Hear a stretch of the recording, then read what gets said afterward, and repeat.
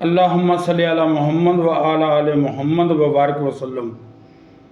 अस्सलातु वस्सलामु अलैका या शफीउल मुज़नबीन, अस्सलातु वस्सलामु अलैका या रहमतुल लिल आलमीन। अस्सलामु अलैकुम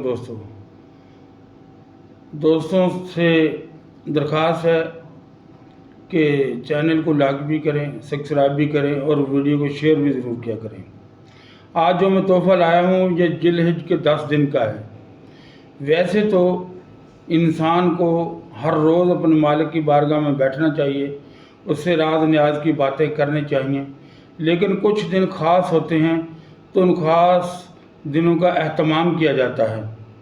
जो मैं आप दोस्तों की गोश्त गुजार करूँगा वो अहदीस से साबित चीज़ें हैं, वो आप दोस्तों की गोश्त गुजार करूँगा, क्योंकि मेरा बताना या किसी आलम का या किसी पीर का बताना और बात है, लेकिन मेरे और आपके कमली वाले आका का जो वजीफ़ा बताना वो और बात है। हजूर सरवर कौनैन सल्लल्लाहु अलैहि वसल्लम ने फरमाया कि जो बंदा इन 10 दिनों में कसरत से इस्तग़फ़ार करे। नंबर 2, सुब्हानल्लाह वल्हम्दुलिल्लाह वला इलाहा इल्लल्लाह वल्लाहु अकबर वला हौला वला कुव्वता इल्ला बिल्लाहि अलियुल अज़ीम, ये कलमा पढ़े। फिर ला इलाहा इल्लल्लाहु वहदहु ला शरीका लहुल मुल्क व लहुल हम्द युहयी व युमीतु व हुवा अला कुल्लि शैइन क़दीर, इसको भी पढ़े तो वो जो काम 10 सालों में नहीं कर सका वो बंदा ये इन 10 दिनों में ये काम कर सकता है। अगर आपके पास टाइम है तो फिर इन तीनों की 10-10 तस्बीहें कर ले, नहीं तो 5-5 तस्बीहें तो ज़रूर करें।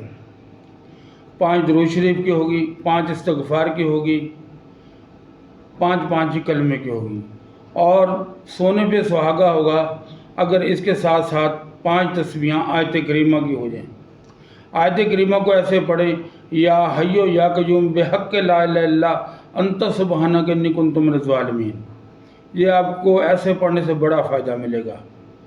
तो दोस्तों से दरख्वास्त है कि जो दोस्त भी ये अमल करे मुझ नाचीज़ को भी अपनी दुआओं में ज़रूर याद रखे, क्योंकि ये बड़े दिन ख़ास आ रहे हैं।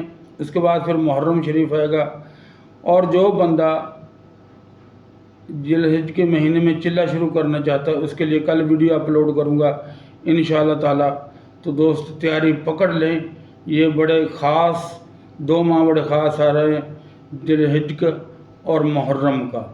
इन 2 माह में आप बहुत कुछ पा सकते हैं और बहुत सी कामयाबियां समेट सकते हैं। अस्सलामु अलैकुम।